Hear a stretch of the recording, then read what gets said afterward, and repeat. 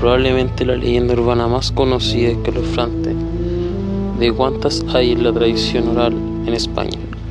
Soy Delta y esto es La Santa Campaña.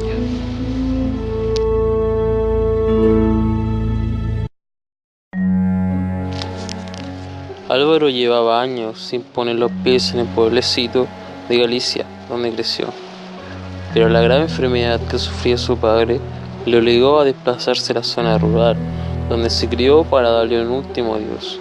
Por desgracia, su padre tenía las horas contadas. Angustiado por el ambiente familiar que había en la que antes fue su casa, decidió salir a pasear para despejarse un poco. No le importó que ya hubieran pasado las 2 de la madrugada. Tenía que separarse de sus hermanos, unos insensibles que como parásitos y con su padre aún con vida, se repartían la herencia como hienas despedazan la carroña. Distraído y con la mente en otro lado, caminaba por los abandonados caminos que llevaban a la ermita del pueblo, una pequeña iglesia que se cerró varios años atrás por el grave deterioro que había sufrido su tejado en una lluvia de granizo. La ermita antes era la última escala en la procesión del pueblo, que finalizaba llevando la imagen de un Cristo desde la iglesia que había cerca de la plaza hasta allí. Pero cada vez eran menos los habitantes en la comarca, y el pueblo parecía una fantasmagórica visión de lo que Álvaro recordaba de su niñez, por lo que la ermita nunca fue restaurada. Cuando se encontraba a escasos metros del tramo final, escuchó una especie de cántico. Su curiosidad le llevó a acercarse aún más, pero algo en su interior le decía que debía esconderse. Un frío indescriptible parecía metérsele en los huesos y comenzó a sentir un fuerte olor a cera quemada.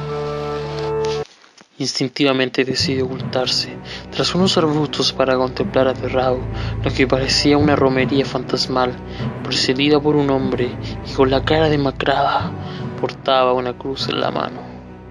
Los demás integrantes eran aún mucho más aterradores, pues claramente podía verse que ya estaban muertos, y sus rostros eran poco más que unas calaveras que movían sus escalofriantes mandíbulas mientras entonaban un rosario.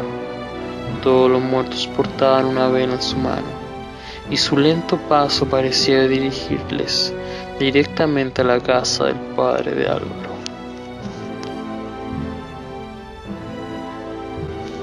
Álvaro, tan asustado como intrigado, decidió seguir a la distancia a la cadavérica procesión, que cada vez que se acercaba más a la que fue su casa, el lugar donde sufría la agonía de una lenta enfermedad su padre, hasta que sorprendentemente su padre apareció caminando, y sin medir palabra, uno de los esqueletos, envuelto en una túnica, se le acercó y le ofreció una de las velas.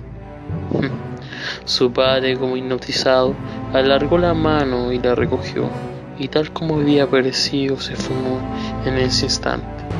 El resto de integrantes de esa santa compañía también parecieron evaporarse en una extraña niebla, todos menos el portador de la cruz. El primer integrante de la procesión de muertos quedó tendido en el suelo durante unos segundos. Pasado ese tiempo se levantó, y con la cara totalmente descompuesta por el cansancio, y como si su misma vida fuera gradualmente absorbida por la compañía de los muertos, como un sonámbulo comenzó a caminar en dirección al pueblo.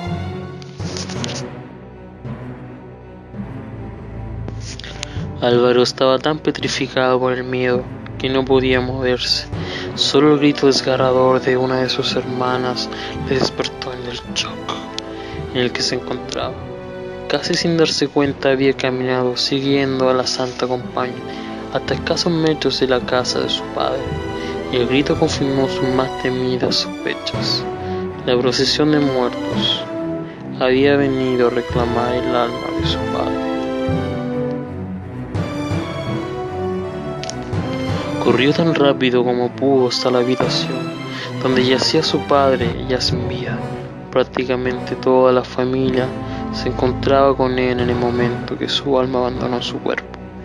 Álvaro entendió en ese momento que la imagen que vio de su padre no era más que su alma uniéndose a la Santa Compañía, por la que vagaría eternamente, reclamando el alma de otros moribundos.